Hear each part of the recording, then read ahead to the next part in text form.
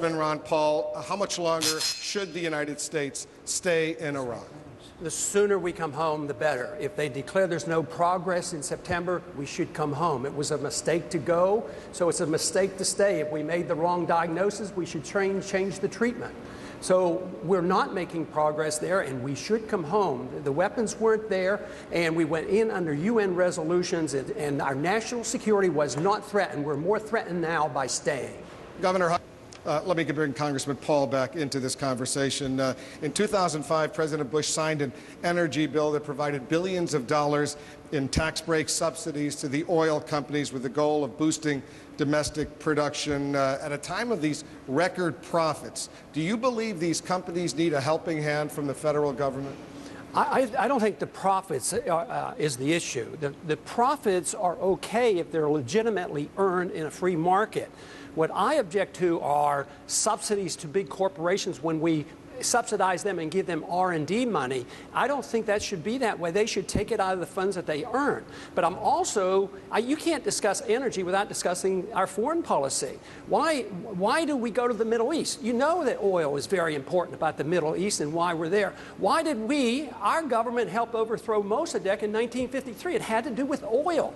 So our foreign policy is designed to protect our oil interests. The profits, that's not the problem. It's the problem that we succumb to the temptation to protect oil interests by literally going out and fighting wars over oil.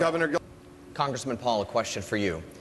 Most of our closest allies, including Great Britain and Israel, allow gays and lesbians to openly serve in the military. Is it time to end don't ask, don't tell policy and allow gays and lesbians to serve openly in the U.S. military? I think the current policy is a decent policy, and the problem that we have with dealing with this subject is we see people as groups, as they belong to certain groups, and that they derive their rights as belonging to groups.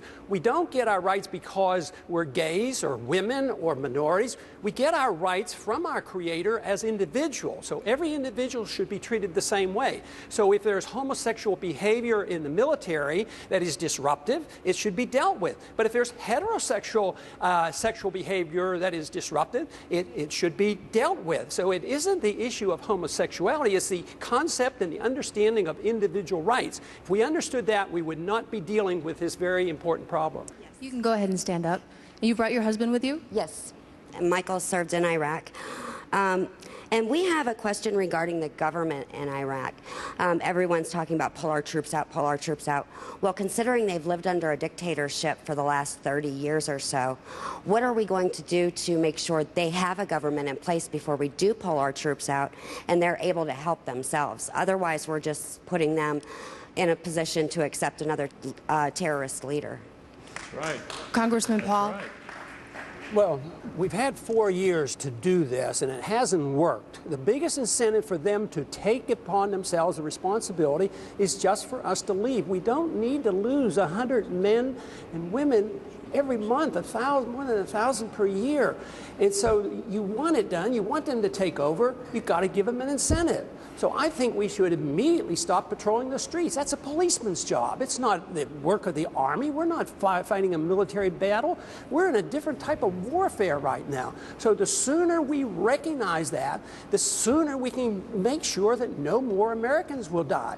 We have a lot of goodness in this country, and we should promote it, but never through the barrel of a gun. We should do it by setting good standards, motivating people, and have them want to emulate us. But you can't enforce our goodness like the neocons preach with an armed force. It doesn't work. Woodrow Wilson was telling us about that in promoting democracy a long time ago. It doesn't work, and we have to admit it. My question is a simple one. In your opinion, what is the most pressing moral issue facing this country today? Congressman Paul, what's the most pressing moral issue in the United States right now? I think it is the acceptance just recently that we now promote preemptive war. I do not believe that's part of the American tradition. We in the past have always declared war in the defense of our liberties or go to aid somebody, but now we have accepted the principle of preemptive war. We have rejected the just war theory of Christianity.